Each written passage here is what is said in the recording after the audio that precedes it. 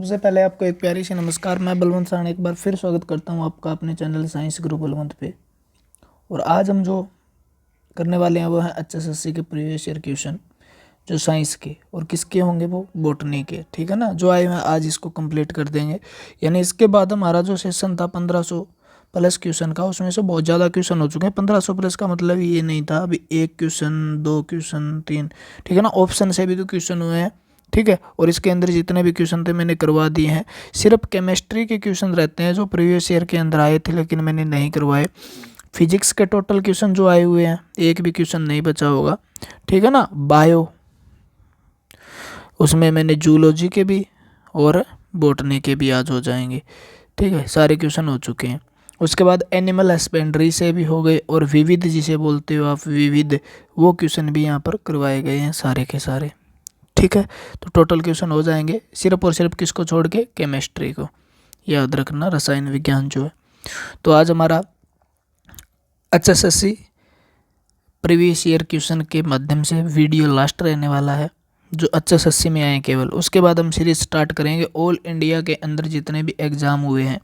ठीक है ना, पूरे इंडिया के अंदर, चाहे सेंटर लेवल का हो, चाहे वो पीसीएस का हो, किसी स्टेट का, जहाँ पे भी कोई क्वेश्चन आया है वो क्वेश्चन उठा के वो क्वेश्चन करने स्टार्ट करेंगे। वो लगभग 8000 प्लस क्वेश्चन की सीरीज रहेगी। यानी आपके क्वेश्चन तो वो 800 होंगे लेकिन एक क्वेश्चन से 10 क्वेश्चन करवाए जाएंगे, लगभग 7-8 हज़ार क्वेश्चन आपके कवर हो जाएंगे। ठीक है ना, तो उसके बाद आपके बायो से बॉटनी, बायो, ठीक है, एनिमल हस्बेंड्री, उससे कोई क्वेश्चन बाहर नहीं रहेगा मेरे हिसाब से, क्योंकि वो दिमाग में आपके रिवीजन करने का बेस्ट तरीका है। थ्योरी तो पढ़नी ही पड़ेगी, मैं बता देता हूँ, रिवीजन करने का बेस्ट तरीका। निम्न में से किससे सूखे फल, कलियां मसालों से के रूप में प्रयोग होती है? तो आपको पता है कौन सा प्रयोग होता है, तो कलियां। ठीक है ना, जो कलियां पर आप प्रयोग होती है वो किसकी होती है, तो लौंग की होती है। इलायची पूरा का पूरा फल प्रयोग होता है। दालचीनी का पत्ता प्रयोग होता है। केसर का स्टिग्मा बस स्टाइल प्रयोग होता है। तो लौंग पूरा का पूरा उसका प्रयोग होता है जो उसकी क्या है, कलिका है। ठीक है, जेई के अंदर आया हुआ क्वेश्चन था। अगला क्वेश्चन इंपॉर्टेंट है। पौधों के नाइट्रोजन अवशोषित करते हैं, किस रूप में नाइट्रोजन अवशोषित करते हैं? तो याद रखना, नाइट्रेट के रूप में। ठीक है ना, किसके रूप में करते हैं, नाइट्रेट के रूप में। इसे बोलते हैं NO2। ठीक है, नाइट्रोजन, नाइट्रस ऑक्साइड, तो नाइट्रेट के रूप में करते हैं NO3। निम्न में से कौन सा हार्मोन एक पादप हार्मोन है? इंसुलिन नहीं, आपको पता है, रेमिन नहीं है, लेप्टिन नहीं है। ठीक है ना, 5 हार्मोन होते हैं, उसमें से एक क्या है, साइटोकाइनिन, जो क्या है, पादप हार्मोन है। ठीक है, कोशिका वृद्धि को बढ़ाता है और कोशिका विभाजन में भी सहायता करता है, वृद्धि हार्मोन है। एक पौधे में जड़ें फोटोट्रोपिज्म को दर्शाती है। यानी एक पौधे में के अंदर जो रूट है ना, वो फोटोट्रोपिज्म को कैसे दर्शाएगी? यानी वो प्रकाश की ओर गति कर रही है क्या? आप कहोगे जी प्रकाश की ओर नहीं गति कर रही। तो प्रकाश, हिंदी में फोटोट्रोपिज्म क्या मतलब, प्रकाश नुवर्तन, प्रकाश नुवर्तन बोलते हैं इसको। हिंदी में क्या बोलते हैं फोटोट्रोपिज्म को? प्रकाश नुवर्तन, यानी प्रकाश की ओर गति करना ही। ठीक है ना, तो आपका आंसर क्या रहेगा? तो क्या दर्शाती है? जड़ें। जड़ें तो उल्टी बह रही है तो वो नकारात्मक दिखाती है, नेगेटिवली फोटोट्रोपिज्म होती है वो। ठीक है ना, जियोट्रोपिज्म की बात करें अगर, जड़ें क्या दिखाती है? तो जियोट्रोपिज्म, तो जियोट्रोपिज्म क्या दिखाती है? वो सकारात्मक जड़ें। अगर वो कहते हैं तना जियोट्रोपिज्म दिखाता है तो आप कहोगे जी तना नेगेटिव दिखाता है। समझ में आई बात? यानी अगर जड़ की बात कर रहा है तो जड़ फोटोट्रोपिज्म है, ठीक है, उसके तो नेगेटिव है। और जड़ जियोट्रोपिज्म की बात कर रहा है यानी धरती की ओर, ग्रेविटी की ओर, तो पॉजिटिव होगी। उसके ऊपर दूसरा देख लो, अगर वो तने की बात कर रहा है तो तना जो है फोटोट्रोपिज्म जो है उसके तो पॉजिटिव है। ठीक है, और वो जियोट्रोपिज्म के नेगेटिव है, याद रख लेना। ठीक है, अभी नहीं होगा तो कभी नहीं होगा फिर। आहार श्रृंखला में सब पहले स्तर के उपभोक्ताओं में शामिल है। तो पहला स्तर कौन सा होता है? पहला वो होता है जो प्रोड्यूस करता है। प्रोड्यूस करना यानी जो निर्माण करता है, फोटोसिंथेसिस करके भोजन का निर्माण खुद करता है रासायनिक प्रक्रिया से, वो दूसरों पर डिपेंड नहीं रहता, यानी वो क्या है, स्वयंपोषी है, ऑटोट्रोफ्स है। ठीक ठीक है, जिसको क्या बोलते हैं हम, प्रोड्यूसर बोलते हैं, यानी उत्पादक बोलते हैं, ठीक है ना। और उत्पादक के बाद मांसाहारी, अपघटनकारी, शाकाहारी किस प्रकार से है वो आ जाएंगे, वो आगे पढ़ाएंगे। क्वेश्चन है जबरदस्त पूछा गया। पौधों के मुख्य रूप से पोषक तत्वों को अवशोषित करते हैं, यानी मुख्य रूप से अवशोषण जो अब्जॉर्प्शन करते हैं न्यूट्रिशन का, न्यूट्रिएंट का, वो कहाँ से करते हैं मेनली जो है वो कहाँ से करते हैं, तो मिट्टी से करते हैं। वो कहाँ से करते हैं, जड़ें जो होती है वो अवशोषित करती है, ठीक है ना। और जड़ें कहाँ से, मिट्टी से अवशोषित करती है, ठीक है ना, क्लियर है। और अवशोषित करने में ज़्यादा सहायता करते हैं हेयर रूट, रूट हेयर यानी मूल रोम, याद कर लेना।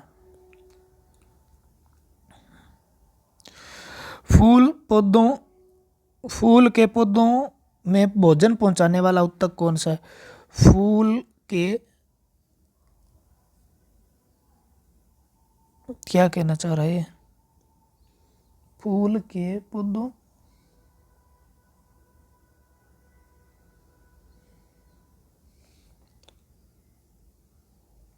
अच्छा पुष्पी पादपों में ये कहना चाह रहा है, पुष्पी पादपों में यानी फूल वाले पौधों में भोजन पहुंचाने का काम कौन करता है, क्योंकि जटिल उत्तक जो जाइलम और फ्लोएम है ना, वो किस में पाए जाते हैं, वो एंजियोस्पर्म में पाए जाते हैं। किस में पाए जाते हैं, एंजियोस्पर्म, ठीक है ना। पुष्पी पादपों में पाए जाते हैं, आवर्त बीजी में पाए जाते हैं, आप कह सकते हो, ठीक है। ऊंचे हो जाए, हाई प्लांट होते हैं उनमें पाए जाते हैं। तो भोजन पहुंचाने का काम कौन कर रहा है, जाइलम क्या कर रहा है, जल पहुंचाने का काम करता है, ठीक है। और फ्लोएम फल पहुंचाने का काम करता है, ठीक है, यानी भोजन पहुंचाने का काम करता है। क्लोरोप्लास्ट भोजन बनाने का काम करता है। एक श्रृंखला उत्पादकों और उपभोक्ता, भोक्ताओं को दर्शाने का सही क्रम कौन सा है, उत्पादक, उत्पादों कह रहा है, ये प्रोडक्ट कह रहा है, ठीक है। उत्पादक के बाद प्राथमिक उपभोक्ता, उसके बाद माध्यमिक और तृतीयक उपभोक्ता, ठीक है। ये सही है क्या, या प्राथमिक उपभोक्ता ये सही है, उत्पादन ये सही है, तृतीय उपभोक्ता ये सही। तो आपका ऑप्शन क्या हो जाएगा, यानी सबसे पहले तो जो बनाएगा, बनाने वाले पौधे होते हैं, उसके बाद कोई भी शाकाहारी जीव है वो प्राथमिक उपभोक्ता है, उसके बाद मांसाहारी जीव है वो उसका कौन सा हो गया, द्वितीयक या माध्यमिक उपभोक्ता, और तृतीय उपभोक्ता जो सभी मतलब उनको मांसाहारी जीवों को ही खाता है, ठीक है, जैसे शेर।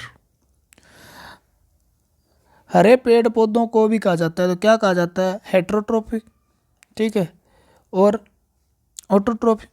तो ऑटोट्रोप्स कहा जाता है। हेटेरोट्रोप्स का मतलब होता है जो विषमपोषी होते हैं, यानी दूसरों पर निर्भर रहते हैं, दूसरों पर किसी प्रकार से निर्भर रहते हैं। जैसे यहाँ पर क्या है, मानव जो हेटेरोट्रोप्स है, क्योंकि हम पेड़ पौधों पर निर्भर रहते हैं, ठीक है। ऑटोट्रोप्स जो अपने आप भोजन बनाते हैं, तो वो क्या है, वो स्वयंपोषी कहलाते हैं, ऑटोट्रोप्स कहलाते हैं, यानी पौधे जो अपने आप भोजन बनाते हैं, दूसरों पर निर्भर नहीं रहते, तो वो ऑटोट्रोप्स हैं। अगला क्वेश्चन हमारा, फूलों का सबसे भारी चक्कर जो बाह्यदल से बना होता है कहलाता है, को बाह्यदल को क्या बोलते हैं हम, सेपल, क्या बोलते हैं, सेपल। और सेपल के ग्रुप को बोलते हैं हम कैलिक्स, क्या बोलते हैं, कैलिक्स, यानी हिंदी में बोलते हैं बाह्यदल पुंज, बाह्यदल पुंज। आपने पूरा अगर पढ़ा है वहाँ जाकर पूरे चैप्टर देखें तो आपको आसानी होगी। यानी सेपल, और सेपल का जो ग्रुप है ना, यानी पंखुड़ियाँ, जिन्हें आप क्या बोलते हैं, पंखुड़ियाँ, ठीक है, उसकी जो हरी पंखुड़ी होती है, ठीक है ना, हरी वाली,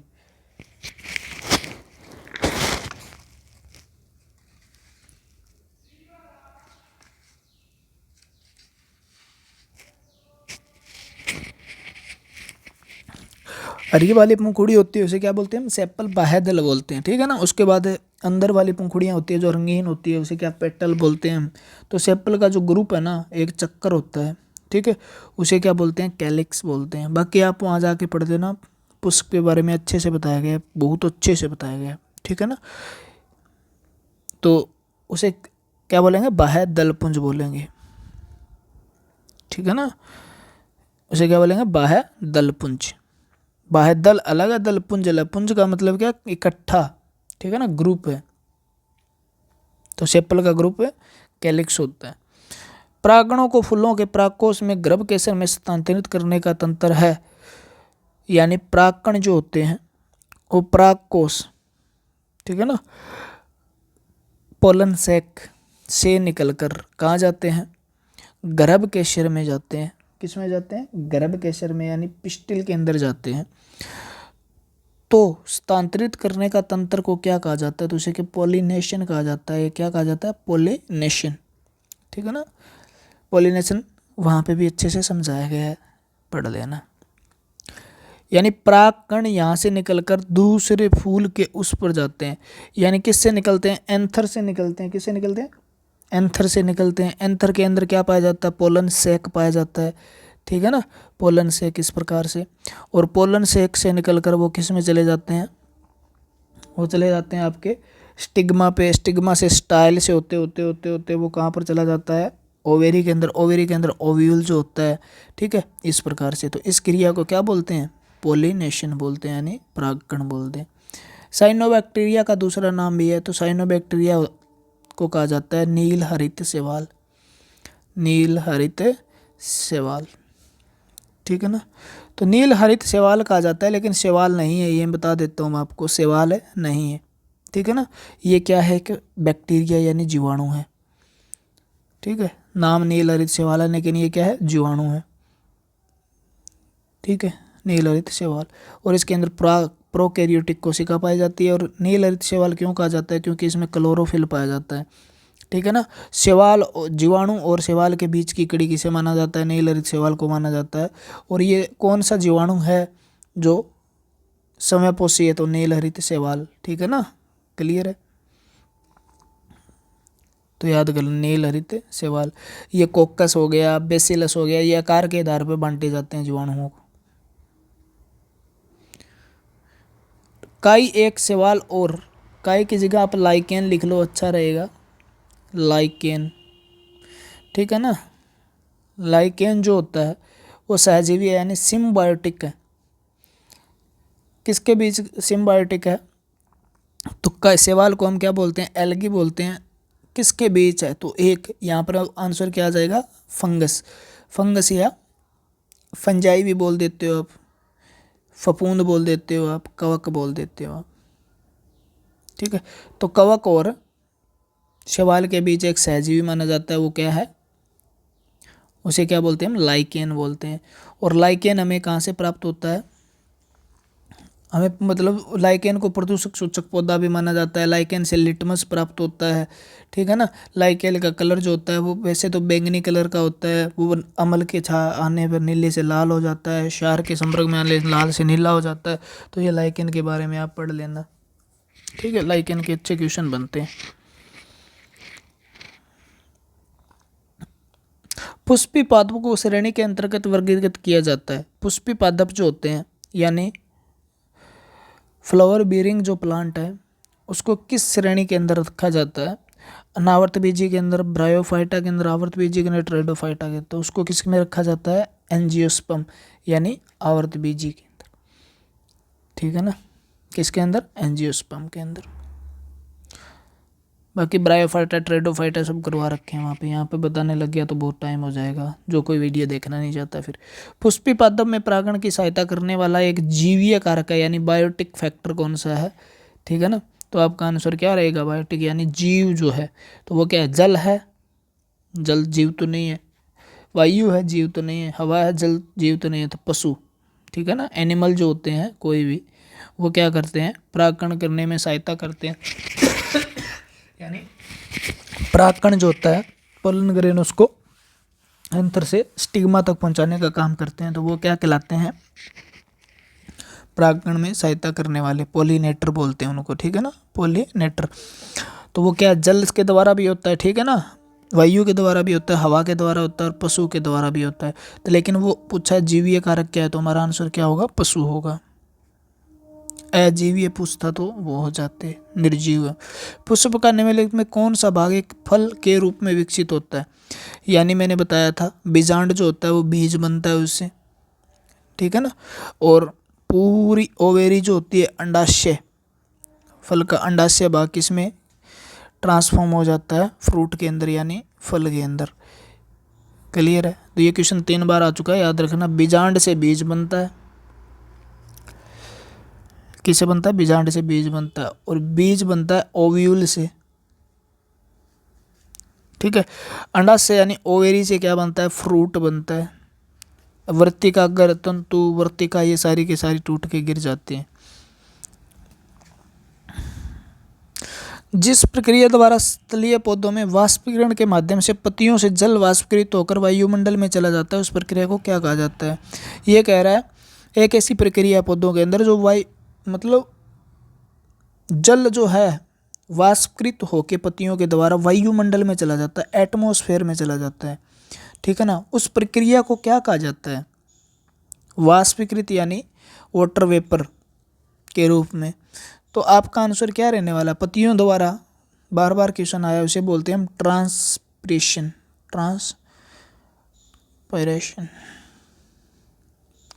ट्रांसपिरेशन। तो ट्रांसपिरेशन का दूसरा नाम है वाष्पो उत्सर्जन यानी सर्जन, ठीक है ना, ये भी है।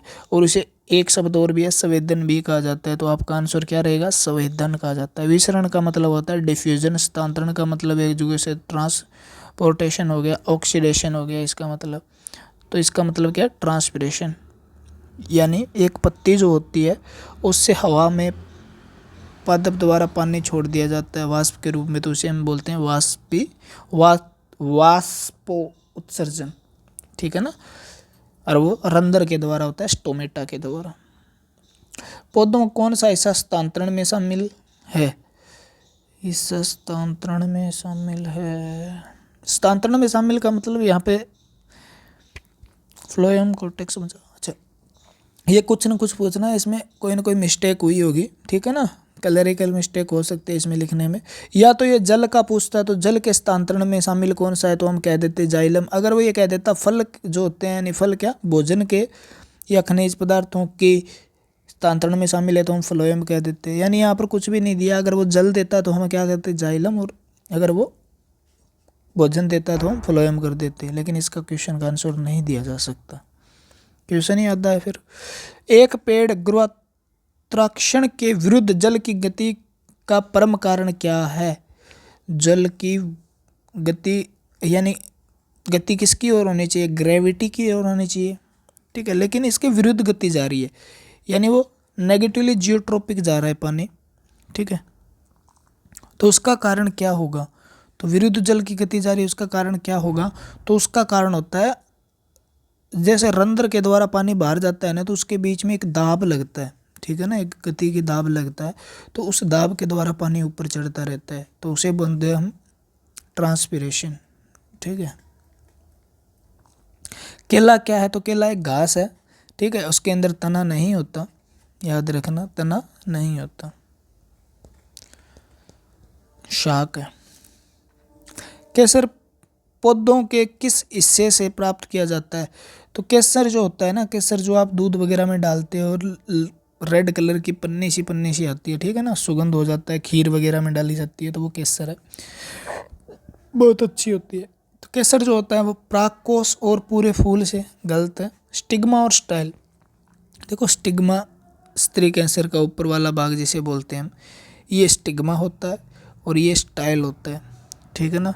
ये वर्तिकाग्र होता है, और ये वर्तिका होती है। तो वर्तिका और वर्तिकाग्र से हमें क्या मिलता है? केसर मिलता है, याद कर लेना। फूल से मिलता है, ये फल से नहीं मिलता, फूल से। फूल का वो भाग, ये वाला भाग है, ये केसर, ठीक है ना। ये इसे तो ऊपर वाले को बोलते हैं स्टिग्मा, इसे वर्तिकाग्र, इसे वर्तिका यानी स्टाइल।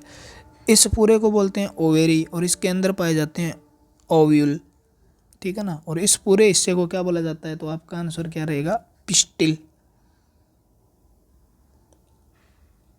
ठीक है ना। तो ये बात है, तो उससे स्टिग्मा और स्टाइल से प्राप्त होते हैं। तो हिंदी में लिख लेना, वर्तिकाग्र व वर्तिका से प्राप्त होते हैं।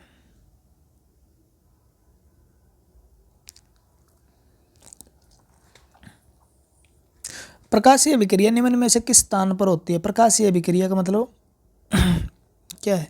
लाइट जो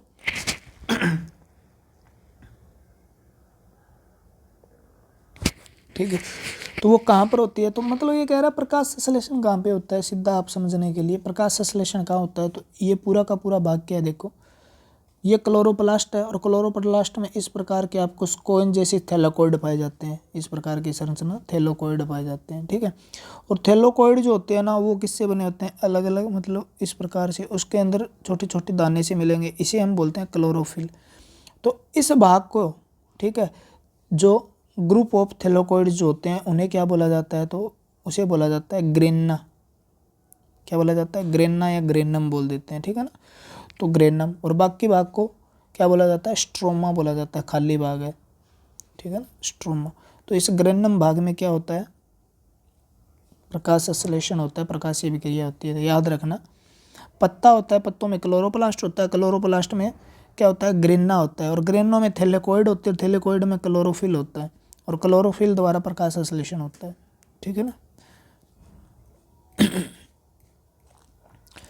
प्याज की जो मांसल पत्तियां हैं, ठीक है ना, जो क्या है मांसल पत्तियां हैं, वो जो मांसल पत्तियां का मतलब है प्याज जो है ना उसके अंदर जो छिलके से पाए जाते हैं आपको, वो पत्तियां हैं उसकी, ठीक है ना। उसके अंदर क्या भरा होता है, तो उसके अंदर क्या भरा होता है, स्टार्च भरा होता है, उनके अंदर क्या भरा होता है, स्टार्च। और स्टार्च क्या है, ठीक है ना, ऑक्सीकमल, उसके लवण, कैरोटीन, जंतोफिल, कार्बोहाइड्रेट, कार्बोहाइड्रेट आएगा कि स्टार्च किसका ही भाग है, एक पॉलीसैकराइड, पॉलीसैकराइड है एक, जो क्या है कार्बोहाइड्रेट का स्टार्च भाग होता है। पौधे भोजन किस रूप में संग्रह करते हैं, स्टार्च के रूप में। वायु की मदद से परागण को क्या कहते हैं, अगर वायु की मदद से परागण हो रहा है तो उसे क्या कहा जाता है,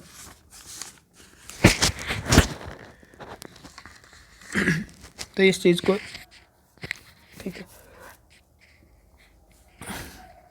एंटोमोफिली जो होता है ना वो तो होता है कीटों के माध्यम से, आंट से याद रख लेना, आंट कीड़ी यानी, ठीक है ना, कीट जो होते हैं उड़ने वाले कीट पतंग के द्वारा, ठीक है, तितली वितली हो गई जैसे,